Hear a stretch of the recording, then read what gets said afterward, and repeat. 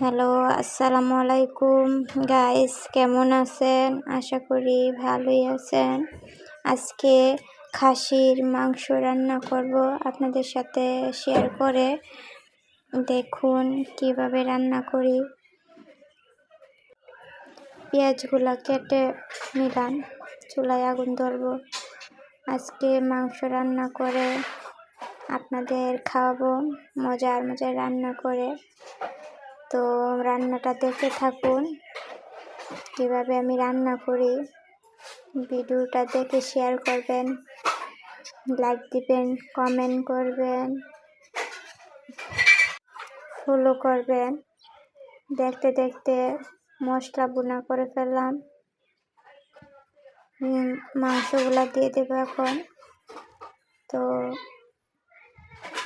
অল্প মাংস নিয়েছি, আমি একজন মানুষ, তো আমি একাই খাবো, আমার সাথে কেউ নেই, তাই অল্প মাংস নিয়েছি।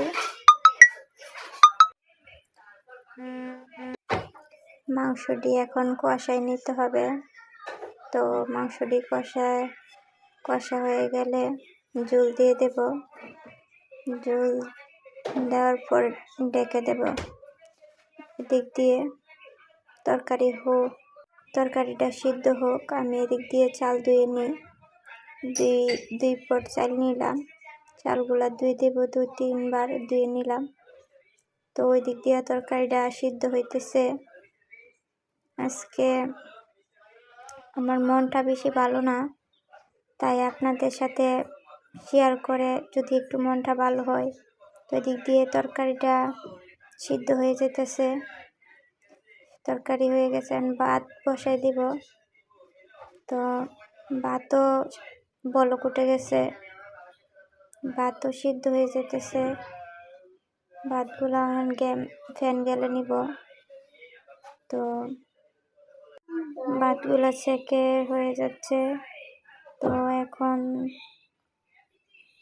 ভাত বেড়ে নেব খাওয়ার জন্য। তো দেখুন বন্ধুরা, কেমন হয়েছে জানাবেন। আপনাদের কাছে ভালো লাগলে অবশ্যই আমাকে জানাবেন। সবাই ভালো থাকবেন। আসসালামু আলাইকুম, সবাইকে ধন্যবাদ।